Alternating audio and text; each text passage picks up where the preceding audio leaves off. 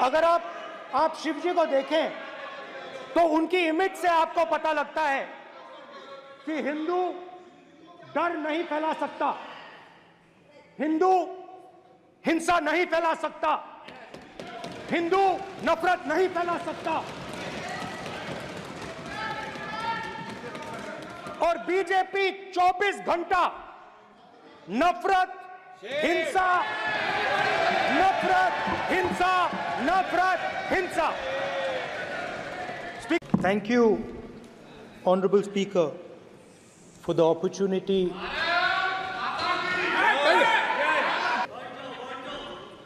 जय संविधान। कॉपी है उसकी?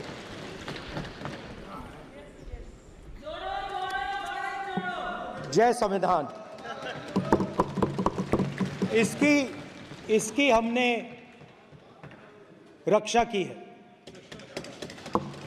देश ने मिलकर संविधान की रक्षा की है और अच्छा लग रहा है अब कि हर 2-3 मिनट बीजेपी के लोग संविधान संविधान संविधान संविधान कह रहे हैं। That it is not just one religion that talks about courage. In fact, all our religions talk about courage. So, here is the religion of Islam. Islam में भी लिखा गया है, कुरान में, the Prophet, peace be upon him, said, He, God said, have no fear. I am with you, hearing and seeing. मतलब इस्लाम में भी कहा गया है कि डरना नहीं है। और जब इस्लाम में दुआ मांगी जाती है तो दोनों हाथ से, दाएं हाथ से अभय मुद्रा दिखाई देता है। I'd like to start by showing an image of our refuge. Okay? Sir, Shiv ji की फोटो नहीं दिखा सकते सर? एक मिनट माननीय सदस्य। सर, शिव जी की फोटो मना है सर? एक मिनट सर, मना है तो रख देता हूं सर। नो, एक मिनट सर, क्या इस हाउस में शिव जी की फोटो दिखाना मना है? माननीय सदस्य, आप बस ये बता दीजिए। माननीय सदस्य सर, मना है या नहीं? कोई भी चित्र को दिखाने के तो शिव जी का चित्र इस हाउस में दिखाना मना है? यहाँ पे दूसरी चीजों के चित्र दिखाए जा सकते हैं मगर शिव जी का चित्र नहीं दिखा जा सकता। अगर मैं कह रहा हूं कि हमें इनसे प्रोटेक्शन मिली और मैं समझाना चाह रहा हूं कैसे प्रोटेक्शन मिली, आप मुझे चित्र नहीं दिखाने दे रहे हो। इसके बाद मेरे पास और चित्र हैं, मैं सब दिखाना चाहता था। स्पीकर सर, ये चित्र पूरे हिंदुस्तान के दिल में है। पूरा हिंदुस्तान इस चित्र को जानता है, समझता है। Everybody knows this image. Speaker sir, why I got this image is because there are certain ideas in this image that we defend, that the opposition defends. The first idea in the image that we defend is the idea of confronting our fear, of never being scared. That idea is represented in this image, which you are not allowing me to show, by a snake that is placed right near the neck of Shivji. The idea behind that is never be scared of anything that you face. In fact, Shivji places death 1 inch from his neck. And that is the spirit with which we fought when we were in the opposition. उसके बाद गुरु नानक जी की ओर चलते हैं।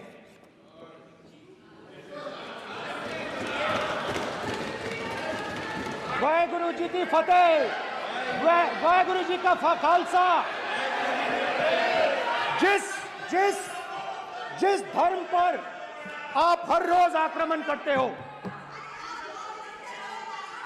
गुरु नानक जी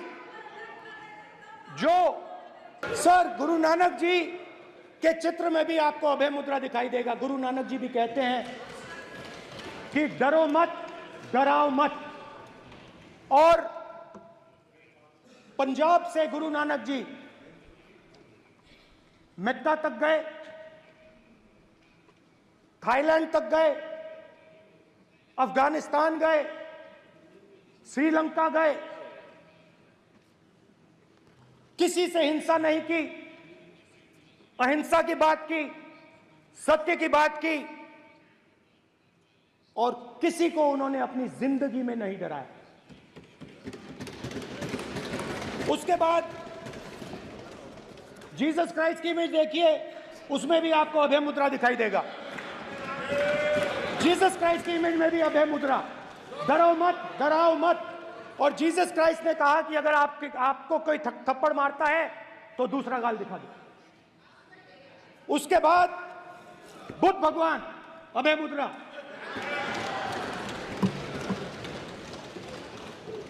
डरो मत, डराओ मत, अहिंसा। मतलब, और अंत में महावीर, डरो मत, डराओ मत, अभय मुद्रा। मतलब हिंदुस्तान के इतिहास में 3 फाउंडेशनल आइडियाज हैं। मोदी जी ने अपने भाषण में एक दिन कहा कि हिंदुस्तान ने किसी पर आक्रमण नहीं किया।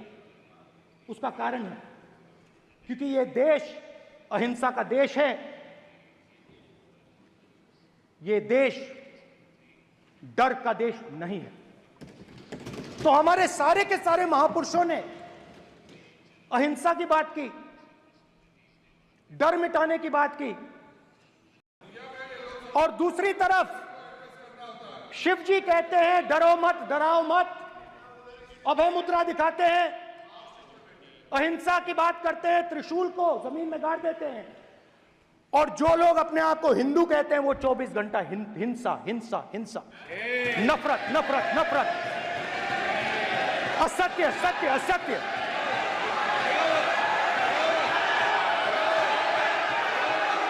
आप हिंदू हो ही नहीं।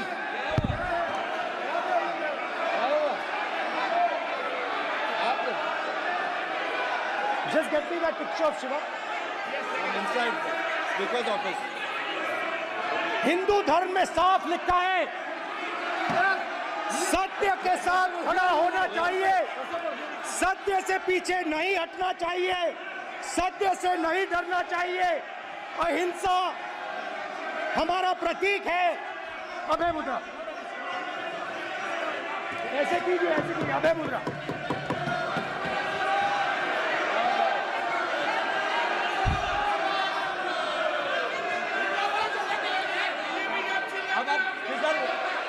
नहीं आएगा। Prime minister will not speak. Then Prime Minister will speak. This will happen here. If you are doing this, it will repeat again. भाई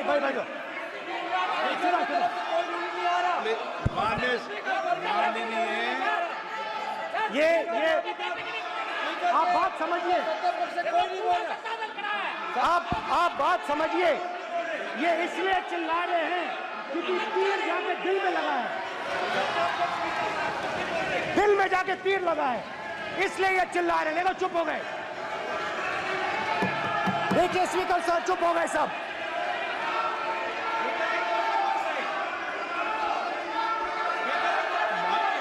एक मिनट।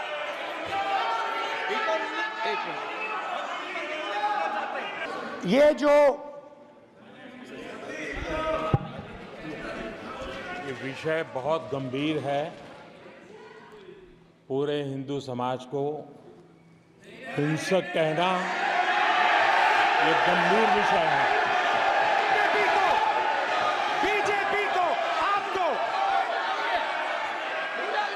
नहीं, नरेंद्र मोदी जी पूरा हिंदू समाज नहीं है, बीजेपी पूरा हिंदू समाज नहीं है, आरएसएस पूरा हिंदू समाज नहीं है।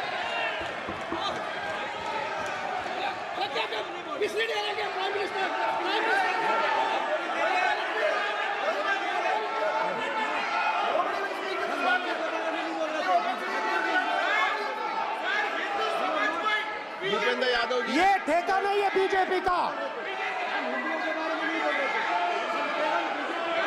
भूपेंद्र यादव जी बोलना चाहते हैं आप? ये सब हिंदू हैं यहाँ पे। अगर आप हिंदू धर्म के जो महापुरुष हैं, महापुरुष छोड़िए, अगर आप शिव जी को देखें तो क्या हो रहा है सर?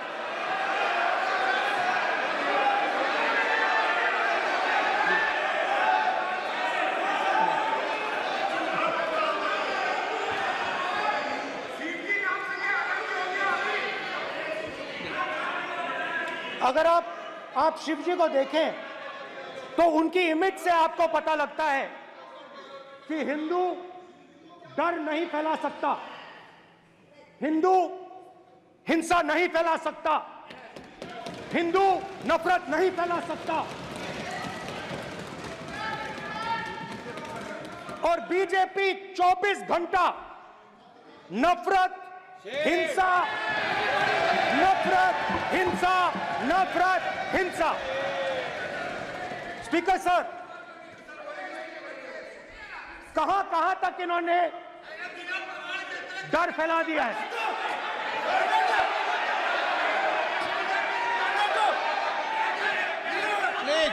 प्लीज सर, कहां तक इन लोगों ने डर फैला दिया? मैं आपको अयोध्या से शुरू करता हूं।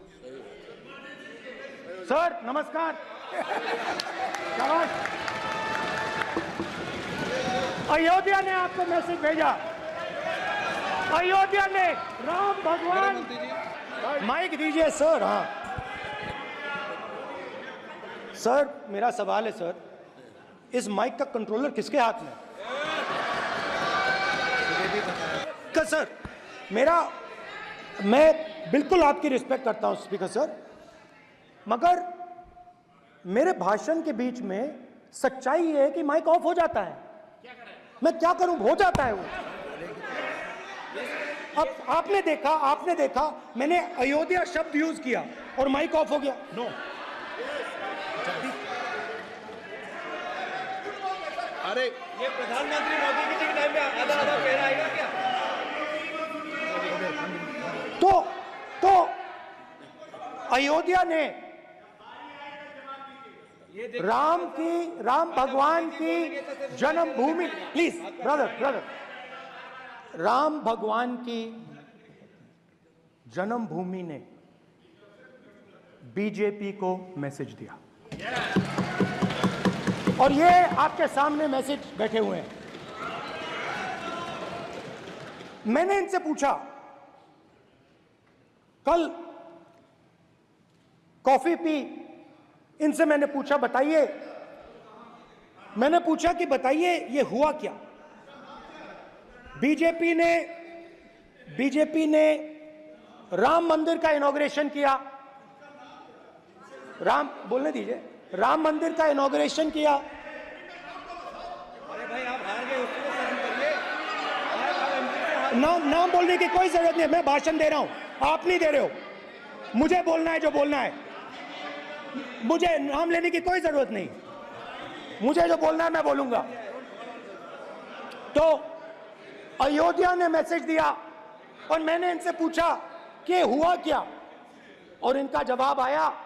मैंने उनसे पूछा कि आपको कब पता लगा कि आप अयोध्या में जीत रहे हो, और आपने कहा पहले दिन से मुझे पता था। सही बात। और मैंने कहा ये क्या हुआ? उन्होंने कहा राहुल जी, अयोध्या में एयरपोर्ट बना, अयोध्या की जनता से जमीन छीनी गई और आज तक उन्हें मुआवजा नहीं मिला है। उन्होंने कहा, सही बात, उन्होंने कहा कि अयोध्या में जो भी छोटे छोटे दुकानदार थे, जो भी छोटी छोटी बिल्डिंग्स थी, उन सारों को तोड़कर गिरा दिया गया और उन लोगों को सड़क पर कर दिया गया। इन्होंने यह भी कहा कि अयोध्या के इनॉग्रेशन में अयोध्या की जनता को बहुत दुख हुआ, क्योंकि इनॉग्रेशन में अदानी जी थे, अंबानी जी थे, मगर अयोध्या का कोई नहीं था। और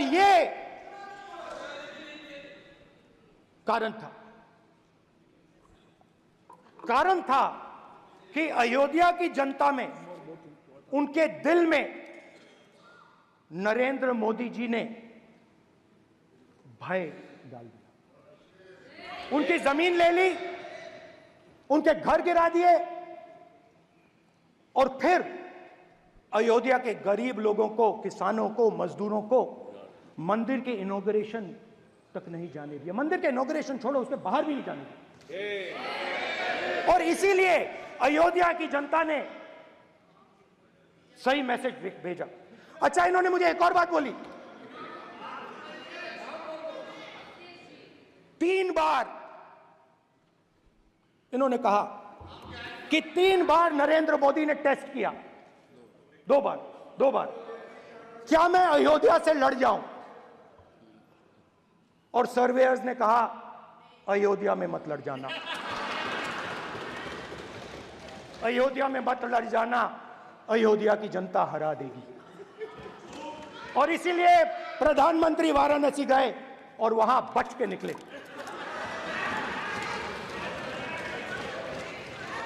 तो अयोध्या की जनता को डराया, पूरे देश को डरा दिया। मैं आपको बताता हूं, आज सुबह में आया,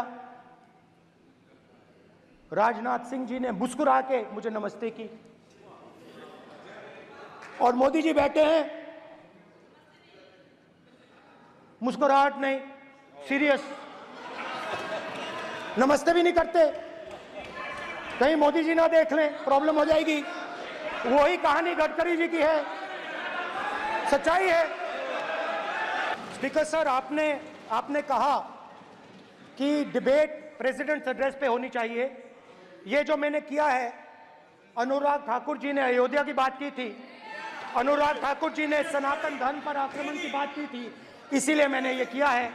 मैं दिखाना चाहता हूं कि अयोध्या में क्या हुआ, अयोध्या की सच्चाई क्या थी। प्रेसिडेंट्स डिबेट में उन्होंने बात उठाई थी, मैंने बात बंद की है। प्रधानमंत्री जी को अच्छी लगी अयोध्या के बाद अच्छी लगी, डर फैलाया और ऑपोजिशन का रिस्पांस एक साथ मिलकर भारत जोड़ो यात्रा, सारे के सारे ऑपोजिशन, पूरा देश एक साथ मिलकर कन्याकुमारी से कश्मीर तक चला। और जो आपने डर फैलाया, उसके बारे में यात्रा में बहुत कुछ सुनने को मिला। अभी तक याद है, सुबह 7 बजे, 7-8 बजे की बात थी, यात्रा में चल रहे थे, एक महिला आती है, हमारे साथ चलती है, मेरा हाथ पकड़ती है और घबराई हुई सी थी। तो मैंने पूछा क्या हुआ, और मुझे कहती है मुझे मार रहा है, मुझे मार रहा है।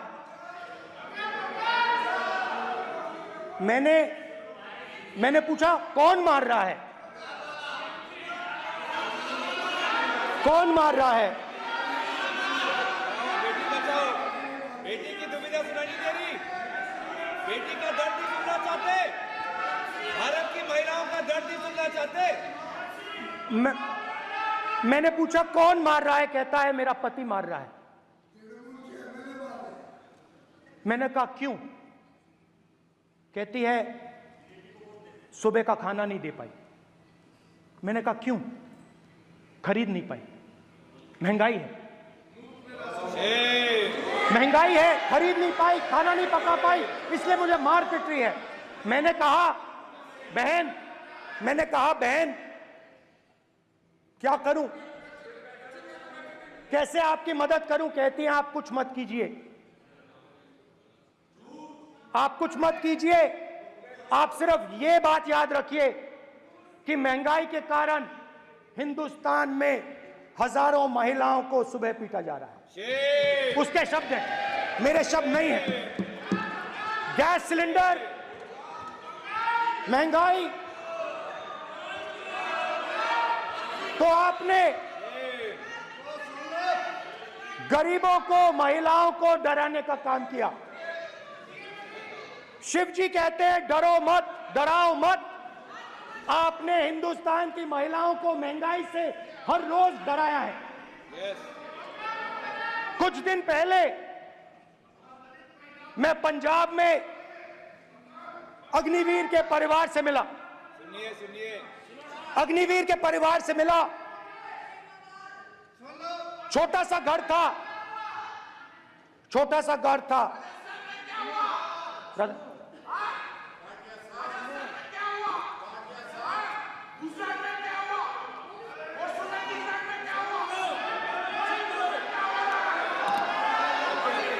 ठीक है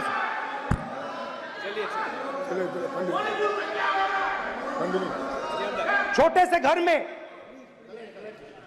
घर में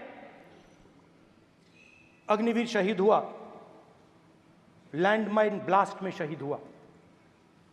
मैं उसे शहीद कह रहा हूं, मगर हिंदुस्तान की सरकार उसे शहीद नहीं कहती। नरेंद्र मोदी उसे शहीद नहीं कहते हैं। नरेंद्र मोदी उसे अग्निवीर कहते हैं। उस घर को पेंशन नहीं मिलेगी, उस घर को कॉम्पनसेशन नहीं मिलेगी, शहीद का दर्जा नहीं मिलेगा। और बेचारे बैठे हुए थे, 3 बहनें थी, एक साथ बैठी हुई थी, रो रही थी। आम जवान को पेंशन मिलेगी, जरूर दुख होगा, मगर हिंदुस्तान की सरकार आम जवान की मदद करेगी। मगर अग्निवीर को जवान नहीं कहा जा सकता। अग्निवीर यूज एंड थ्रो मजदूर है। और आप उससे कहते हो, उसको आप 6 महीने की ट्रेनिंग देते हो, 6 महीने की ट्रेनिंग देते हो। दूसरी तरफ चाइना के जवान को 5 साल की ट्रेनिंग मिलती है। राइफल लेकर उसके सामने खड़ा कर देते हो, उसके दिल में भय पैदा करते हो। एक जवान और दूसरे जवान के बीच में फूट डालते हो कि एक को पेंशन मिलेगी, एक को शहीद का दर्जा मिलेगा, दूसरे को नहीं मिलेगा। और फिर अपने आप को देशभक्त कहते हो। ये कैसे देशभक्त हैं?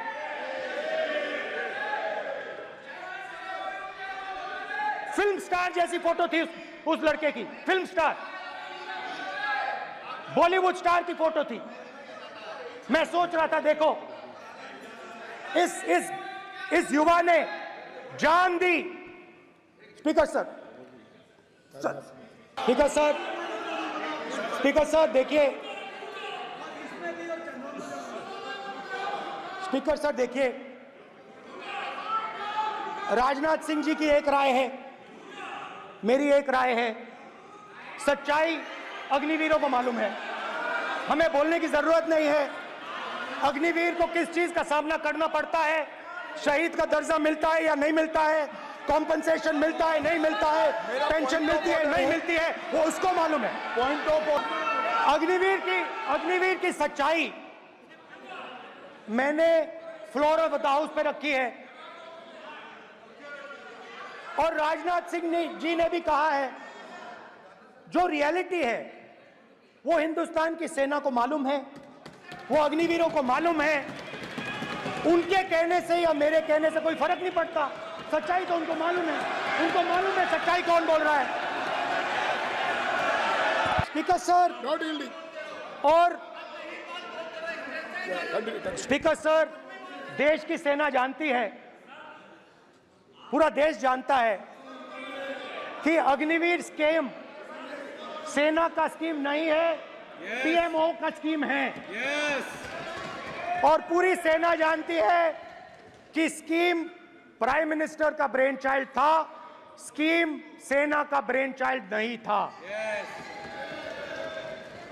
जैसे नोटबंदी की गई, वैसे ही आर्बिट्री तरीके से अध्यक्ष महोदय, आपको देखिए, सिंपल सी बात है स्पीकर सर, इनको अग्निवीर अच्छा लगता है, आप उसको रखिए, हम उसको बदल देंगे, हटा देंगे।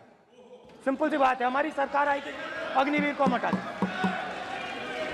क्योंकि हम सोचते हैं कि अग्निवीर सेना के खिलाफ है, जवानों के खिलाफ है, देशभक्तों के खिलाफ स्कीम है। हम इस स्कीम को नहीं चाहते।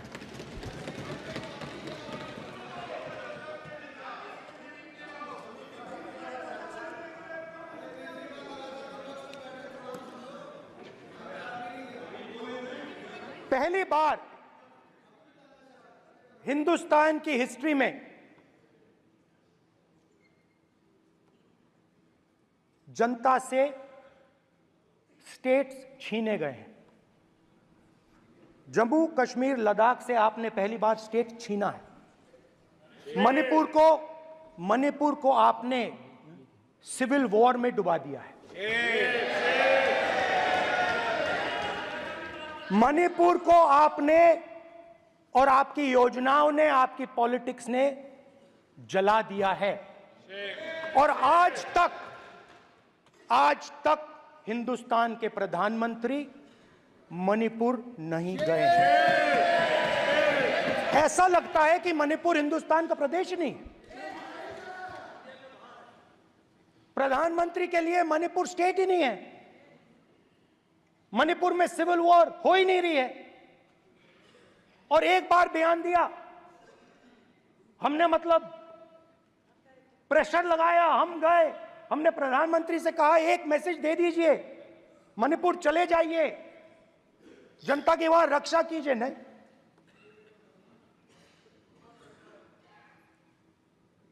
मैं वहां गया, कुकीज और मेहते इससे दोनों से मिला। आज तक नहीं, आंसर नहीं मिलेगा, मिल नहीं सकता। मणिपुर इनके लिए हिंदुस्तान का प्रदेश ही नहीं है। मणिपुर है ही नहीं। मणिपुर है ही नहीं, ना होम मिनिस्टर के लिए, ना प्रधानमंत्री के लिए, है ही नहीं, एग्जिस्ट नहीं करता। वो है ही नहीं। ना प्रधानमंत्री जाएंगे बोलेंगे कुछ नहीं, जैसे कुछ नहीं हुआ वहां पे। मैं रिलीफ कैंप में गया,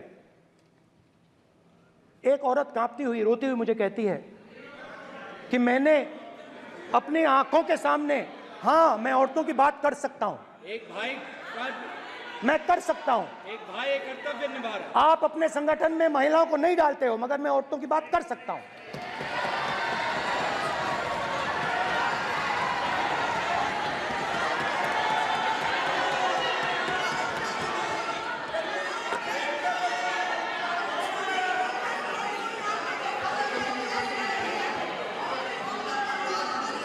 मुझे कहती है मैंने अपने आंखों के सामने, मेरे आंखों के सामने मेरे बच्चे को गोली मारी गई।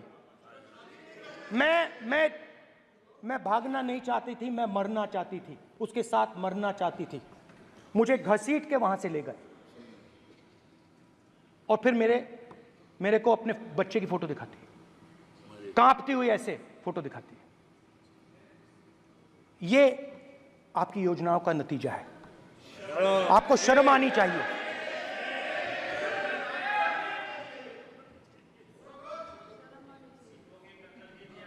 एक दिन प्रधानमंत्री 8 बजे कहते हैं, पता नहीं फाइन ट्यूनिंग हो गई भगवान के साथ, डायरेक्ट मैसेज भगवान, सर ने बोला है, सर प्रधानमंत्री ने ये बोला है, ये मैं नहीं बोल रहा हूं, प्रधानमंत्री ने बोला है कि मेरा डायरेक्ट कनेक्शन है भगवान के साथ। मैंने नहीं बोला, मैंने नहीं बोला। स्पीकर सर, मैं रिस्पेक्ट कर रहा हूं, ये प्रधानमंत्री के शब्द हैं, मेरे शब्द नहीं हैं। ये प्रधानमंत्री जी ने कहा है, पब्लिक में, मीडिया को कहा है कि मैं बायोलॉजिकल नहीं हूं, मेरा डायरेक्ट कनेक्शन भगवान के साथ है। मैं नहीं बोल रहा हूं, प्रधानमंत्री मोदी जी ने बोला है। तो पता नहीं उस टाइम 8 बजे भगवान का मैसेज आया होगा हिंदुस्तान, वही। मगर फिर श्री राम ने आपको दूसरा मैसेज दे दिया अयोध्या में। भगवान का मैसेज आया होगा, मोदी जी नोटबंदी कर दीजिए। नोटबंदी कर दिया, डायरेक्ट ऊपर से आया मैसेज, ऑर्डर आया खटाक। और अलग अलग ऑर्डर आते हैं। अदानी जी वाला ऑर्डर आता है, बंबई एयरपोर्ट अदानी जी को ऊपर से ऑर्डर आता है, खटाखट खटाखट खटाखट ऑर्डर आते हैं। तो नोटबंदी कर दी। स्मॉल और मीडियम बिजनेसेस जो हैं, जो हिंदुस्तान की रोजगार की रीढ़ की हड्डी है, बैकबोन है, उड़ा दिया, उड़ा दिया, खत्म कर दिया।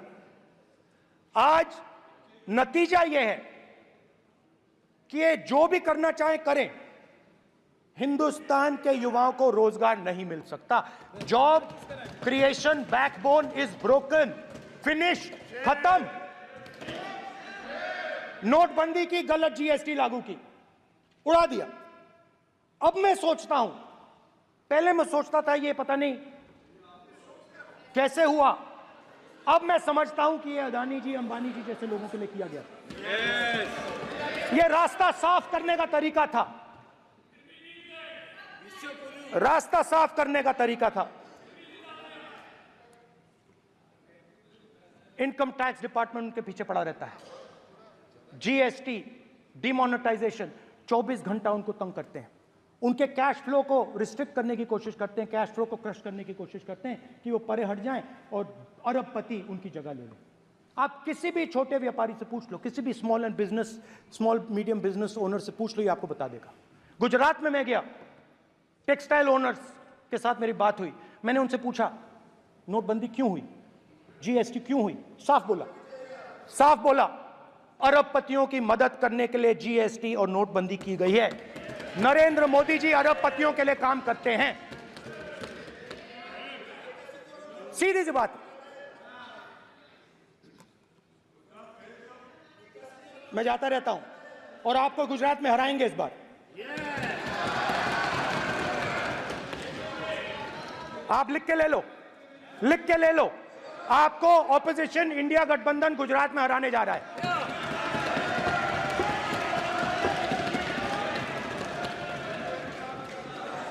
किसानों को डराने के लिए लैंड एक्विजिशन बिल जो हम लाए थे, उनकी जमीन की रक्षा करने के लिए, उनको सही कॉम्पनसेशन देने के लिए, उसको आपने खत्म कर दिया। यहां कोशिश की, कर नहीं पाए तो स्टेट्स में खत्म कर दिया। हर स्टेट में आपने खत्म कर दिया है। अगर आप जानते नहीं हो, चेक कर लो। हर स्टेट में, हर भाजपा की स्टेट में खत्म कर दिया। तो किसानों को जो हमने लैंड एक्विजिशन बिल तैयार किया था, सही मुआवजा दिलाने के लिए, उसको आपने रद्द किया।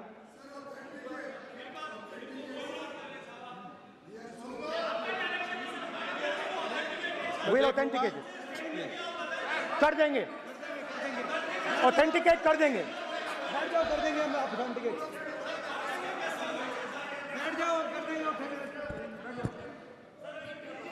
उसके बाद किसानों को डराने के लिए, याद रखिए, शिव जी कहते हैं डरो मत, डराओ मत। किसानों को डराने के लिए आप 3 नए कानून लाए। प्रधानमंत्री ने उनसे कहा कि ये आपके फायदे के कानून हैं। सच्चाई थी कि वो अदानी जी, अंबानी जी के फायदे के कानून थे। हिंदुस्तान के सारे किसान खड़े हो जाते हैं। आज तक सड़क ब्लॉक है। अगर आप वहां जाएंगे, आज तक आपको दिखेगा कि वो सड़क जिस पे किसान आए थे, वो आज तक बंद पड़ी हुई है। हरियाणा में 2 जगह किसान खड़े हो गए, कहते हैं नहीं, ये हमारा नहीं है। आप हमारी मेहनत का फल छीनना चाहते हो, हम इस बात को एक्सेप्ट नहीं करेंगे। आप उनसे बात नहीं करते, आप उनको कहते हो, आप बात नहीं करते।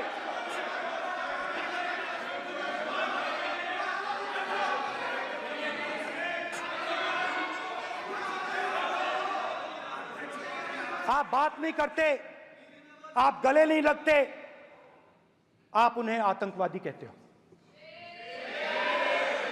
आप कहते हो ये सब आतंकवादी हैं। झूठ नहीं है, सच है। सच है।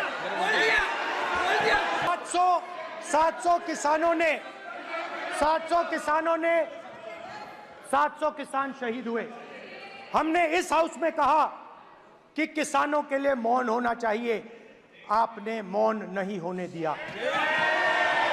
आपने कहा ये किसान नहीं है, आपके मुताबिक ये किसान नहीं थे, ये आतंकवादी थे। देखिए आपकी आला सिर हिला रही है, वो भी सहमत हैं, कौर जी सहमत हैं। देखिए हमारी जरूरत नहीं है, वो सहमत है आपसे, वो सहमत है। स्पीकर सर, किसानों ने मांगा क्या? स्पीकर ने किसानों ने सिर्फ ये कहा कि अगर 16 लाख करोड़ रुपए अरबपतियों का कर्जा माफ हो सकता है तो हमारा भी थोड़ा सा कर दीजिए। किसान ने यह कहा कि हर प्रोडक्ट के लिए सही प्राइस मिलती है, हमें भी एमएसपी दे दीजिए। और आप लोगों ने कहा किसान का कर्जा माफ नहीं होगा और एमएसपी नहीं मिलेगी। स्पीकर सर, एमएसपी जब मैं brother speaker sir, MSP with legal guarantee. Speaker sir, the issue is MSP with legal guarantee, not just MSP. MSP is being given. The issue is Kisans want MSP with legal guarantee, which you are not ready to give them. तो किसानों में आपने डर डाला, भय डाला, महिलाओं में महंगाई, गैस सिलेंडर, सेना में अग्निवीर, हर व्यक्ति के लिए आप लोगों ने भय का कोई ना कोई पैकेज दिया, गिफ्ट दिया, तोहफा दिया। स्टूडेंट्स की बात करते हैं।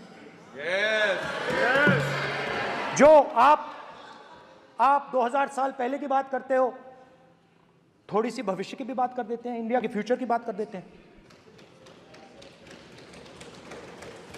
रोजगार तो आपने खत्म कर दिया, नोटबंदी, जीएसटी, जो आपने स्मॉल एंड मीडियम बिजनेसेस थे उनको खत्म करके,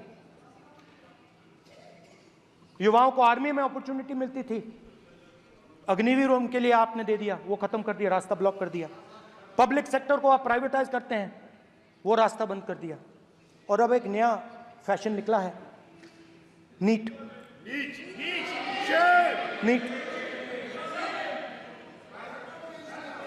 प्रोफेशनल एग्जाम्स को आपने कमर्शियल एग्जाम्स में बदल दिया है। NEET is not a professional exam, NEET is a commercial exam.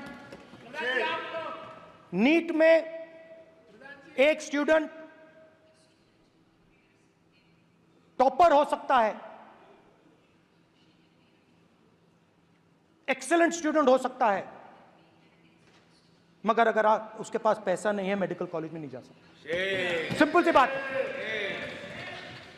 NEET का पास मार्क 22% है। वो पूरा का पूरा एग्जाम, सर एजुकेशन मिनिस्टर पूरा का पूरा एग्जाम अमीर बच्चों के लिए बनाया गया है। कोटा में पूरे के पूरे एग्जाम को आपने सेंट्रलाइज किया। हजारों करोड़ रुपए बन रहे हैं, हजारों करोड़ रुपए बन रहे हैं। और कमर्शियल पेपर जो आपने बना रखे हैं, कमर्शियल एग्जाम्स, 7 साल में 70 बार पेपर लीक। प्रेसिडेंट्स एड्रेस में ना नीट की बात होगी, ना अग्निवीर की बात होगी, ये बातें नहीं होंगी। और हमने कहा, हम स्पीकर सर, हमने कहा कि एक दिन का डिस्कशन अलाउ कर दीजिए। हम आपके साथ खड़े होकर इसको रिजॉल्व करना चाहते हैं। इंस्टीट्यूशनल फेलियर है, हम आपकी मदद करना चाहते हैं, रिजॉल्व करना चाहते हैं। सरकार कहती है नहीं, डिस्कशन नहीं होगा, भविष्य का डिस्कशन हो ही नहीं सकता। तो ये हालत है। जहां भी ये देखते हैं, ये सोचते हैं कि भाई भय कैसे पैदा करें, माइनॉरिटीज को डराते हैं। नहीं, कांग्रेस नहीं डरती आपसे, आप कांग्रेस से डरते हो।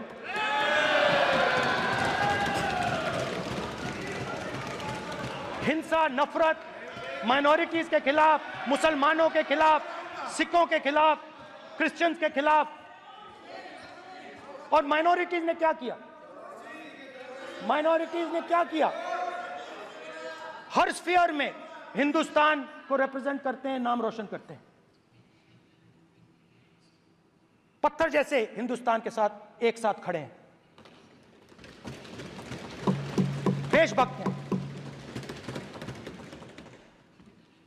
और आपने सारे के सारे माइनॉरिटीज पर आक्रमण किया, उनके खिलाफ हिंसा, नफरत फैलाई।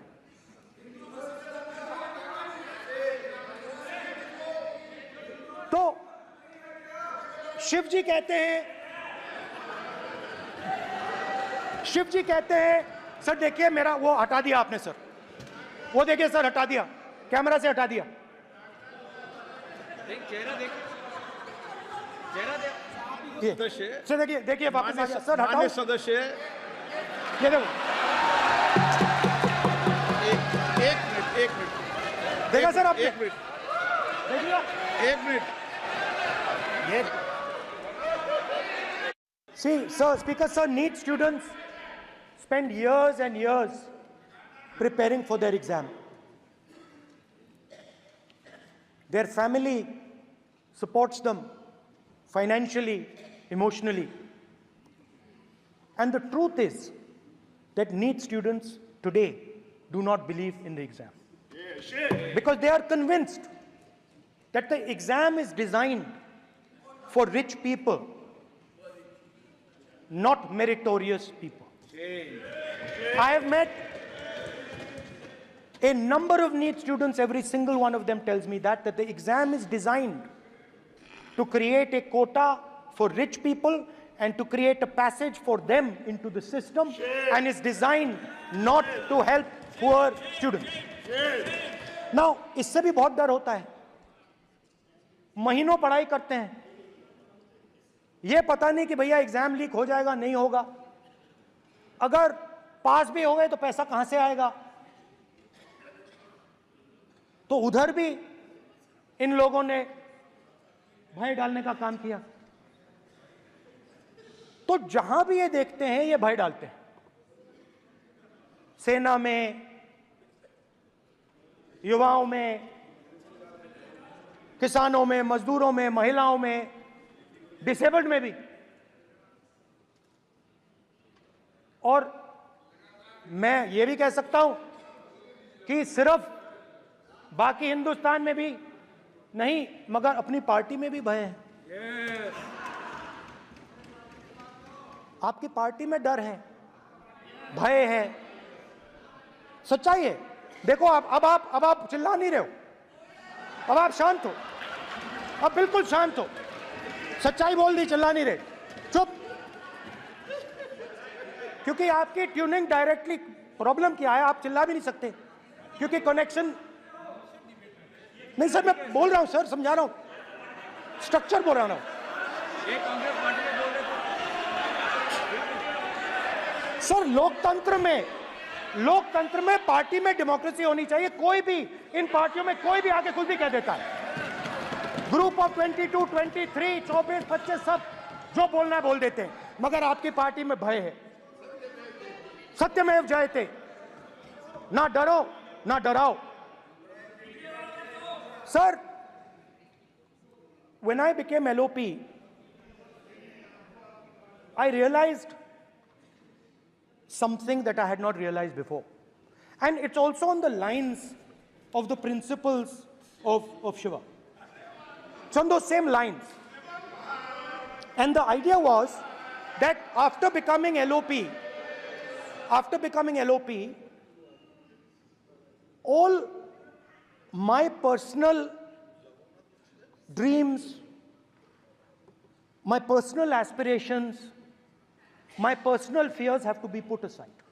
I am now actually two people. I'm not one person. I'm a constitutional person, and my job is to be leader of the opposition, to represent all these parties equally. In fact, I don't just represent the Congress party, I represent every single party. And I have to treat every single party with love and affection.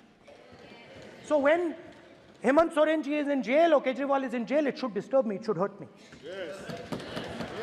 When you unleash your agencies on these political people, it is our job to defend them. Because there is a constitutional person and an individual. And what Shivji is saying is that when you are a constitutional person, the individual should die. The individual's aspirations, the individual's dreams should die. And you should become the voice of the people. Meaning that you should have no fantasies, no dreams, nothing. The perfect public representative is one who is actually dead. That is what Shivji is saying. You understand? Now, Speaker sir. Speaker sir, now, my advice.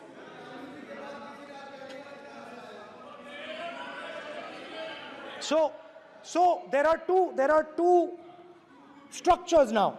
One is me as an individual, and one is me as leader of the opposition. Me as an individual, I might have my likes and dislikes. I might have my views, but me as leader of opposition have to suppress them, have to reduce them and say, now I'm the voice of the opposition. That is the idea. That is the idea of the democratic system. The people have given me a responsibility, and that responsibility should overcome my personal likes, dislikes, aspirations.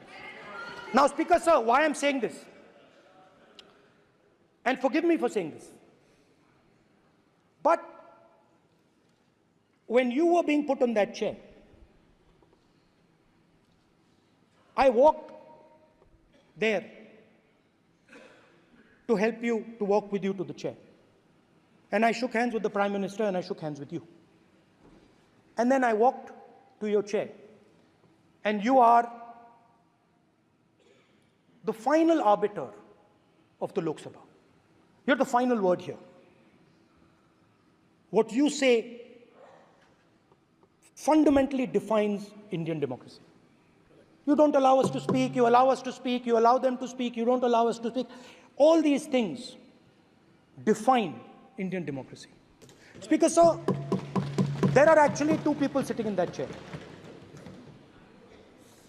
There is the Speaker of the Lok Sabha, the Speaker of the Indian Union, and there is Mr. Om Birla. When Modi ji went and shook your hand, and I went and shook your hand, I noticed something. When I shook your hand, you stood straight like this and shook my hand. And when Modi ji shook your hand, you bowed down and shook his hand.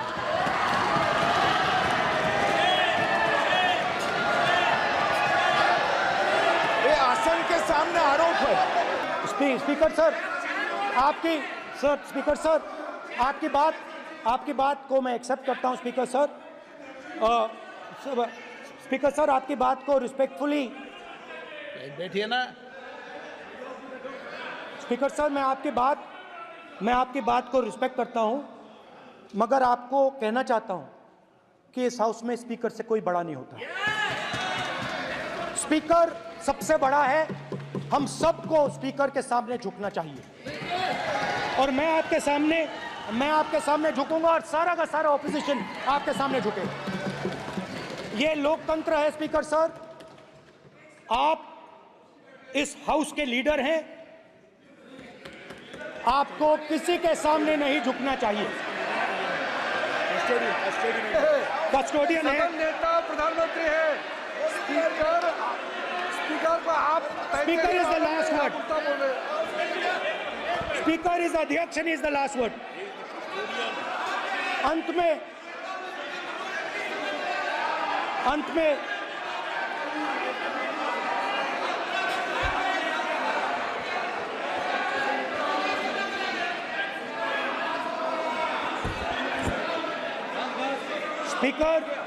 Speaker is the last word in the Lok Sabha, and in that spirit, Speaker is the last word in the Lok Sabha, and in that spirit, as members of the Lok Sabha, we are subservient to the speaker. I believe that. Now, there might be people in this room who think they are not, but I think the entire opposition believes that we are subservient to you, sir. And we will listen to what you say, and we will bow in front of you. But the only thing I request, Speaker, sir, is it is important that there is fairness in this House. Yes, yes. Now, I gave a speech, Speaker, sir, and it was interrupted throughout. Yes. Now, this time is going to be taken away from my colleagues. And I think that is unfair. Finally, I'd like to say that the principles that allowed us to fight are in our traditions. Truth, courage, non-violence. And they're in all our religions.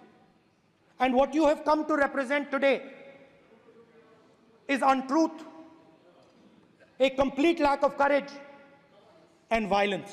And my recommendation to you, if you take it, this country has a government and you are the government. And you are, whether we like it or not, you are the government of India. Elected by the people. And I agree to that. But I would say to you that as individual members, as the cabinet, you do not spread fear in this country. That you do not spread hatred in this country. That you listen to the farmers of this country, you listen to the students of this country. When the opposition says to you, let's have a debate for one day, have it. It's not going to harm anybody. They're going to love you for it. The students of India are going to say, we love the government because they allowed us our voice, they let us speak for one day. So, do not spread hatred. Do not spread violence. Do not be fearful. Even the BJP members here, even the cabinet members, do not be fearful. You have a constitutional position. You are individuals and then you have a constitutional position. Rajnath Singh ji is an individual and he's the Defense Minister of India. And that is the way this country has to be run. And we as the opposition, don't take us as your enemies. We are not your enemies. We are here, we are sincerely here to make your work easier, as long as you follow the basic principles that we have stated. And these principles are Shivji's principles. They are the principles of Shivji. Har Har Mahadev, you can say. To make the government. This is basically what I have explained here today is the concept of Indian leadership in all religions. Respect, affection, ahimsa, and always standing up for the truth. And I'm more than happy, all of us are more than happy to discuss anything you want without being nasty, without being aggressive, anything you want, we are ready to discuss. So please let us work together to take this country forward. You are the government. We have to accept that. You got 240 seats. So, I congratulate you on that. At least accept it. Accept to kar lijiye. They're not happy. Not happy. Okay, you're not happy. So I would say we want to both work for this country. Work with the spirit of bravery. Work without violence. Work without hatred. Thank you.